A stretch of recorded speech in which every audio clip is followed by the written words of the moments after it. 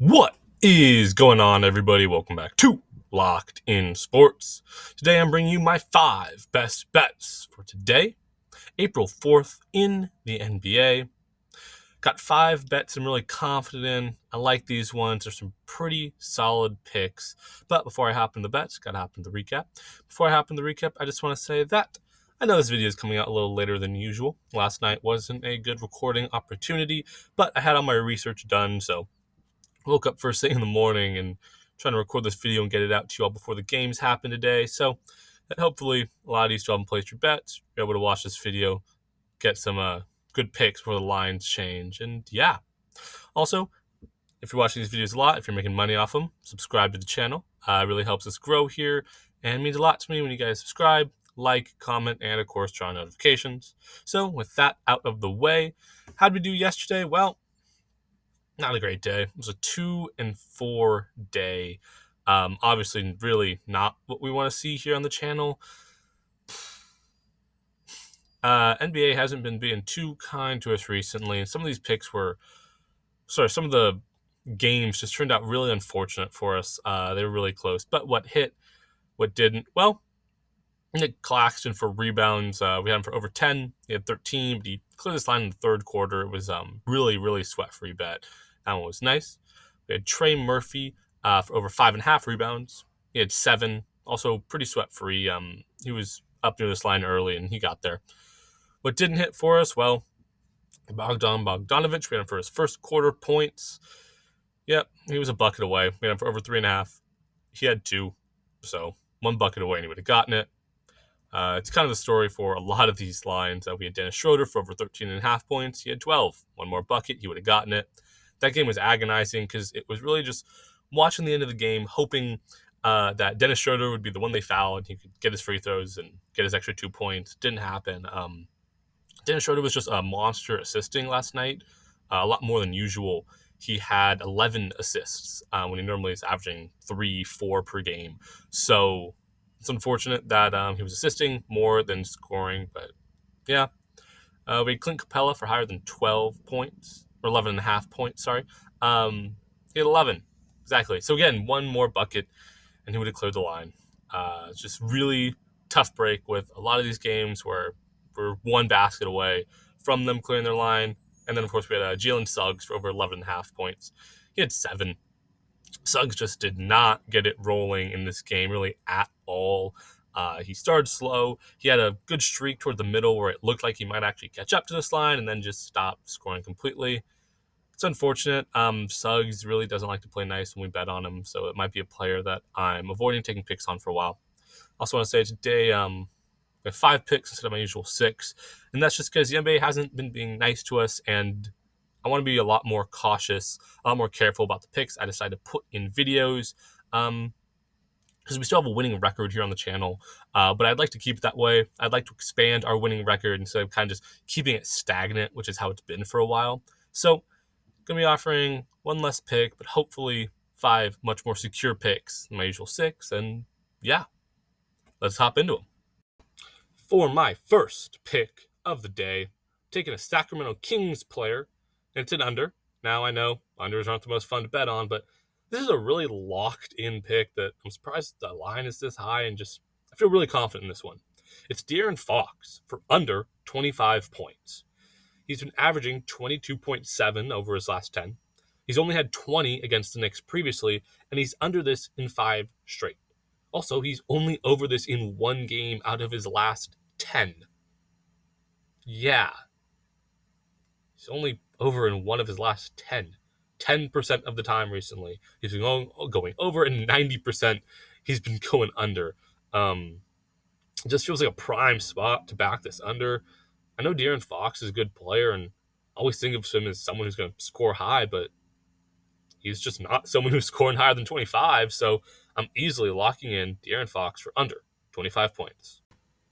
Next up, I'm hopping over to the Golden State Warriors, and I'm taking Andrew Wiggins for over 14.5 points. He's been averaging 15.5 over his last 10.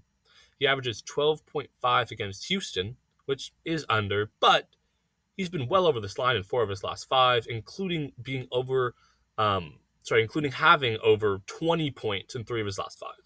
So not in a position where, oh, he makes one less basket and we don't cash, which is kind of what happened a lot yesterday, but in a position where, oh, he makes one less basket, he still cashes. He makes 2 or 3 less baskets, he still cashes. Wiggins just has such a high ceiling on his scoring recently that I can't pass up this line.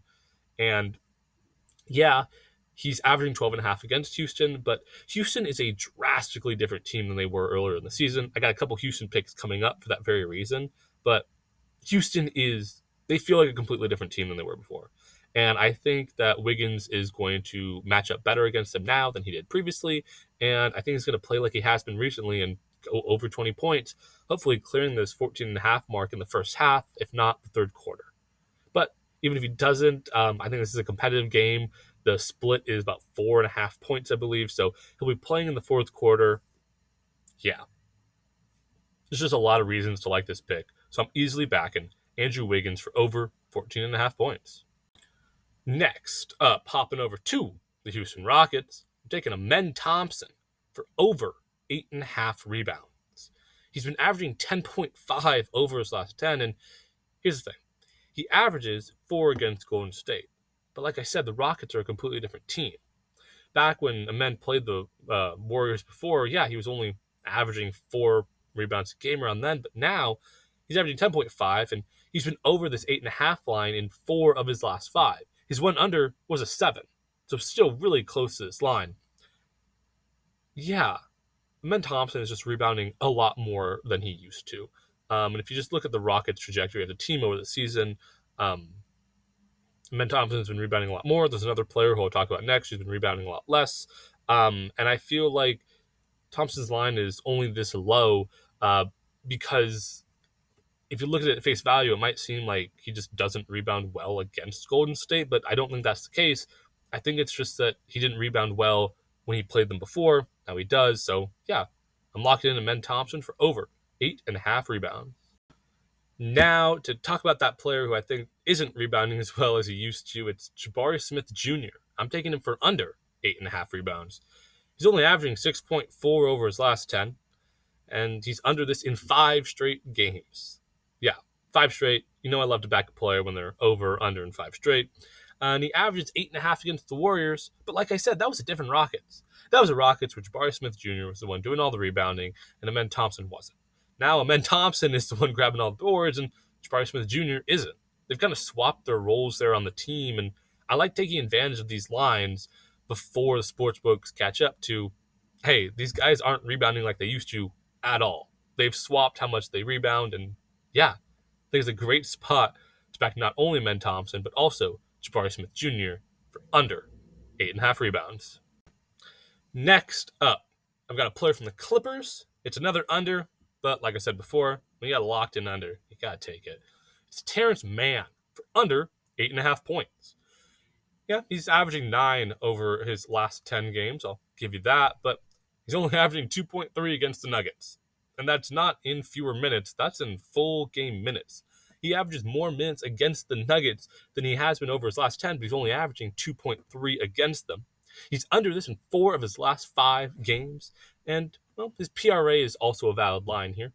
He's under that in 4 of his last 5 as well, but Man's had some weird games against the Nuggets where he just rebounds really well, and I don't like doing his PRA just in case he happens to kind of score close to his points line, but go under his points line, but then also just swoop in with one of his big rebounding games that he's been having recently. So feel more secure in just his points line, but if you want to take PRA or points plus rebounds, points plus assists, something like that, you're welcome to.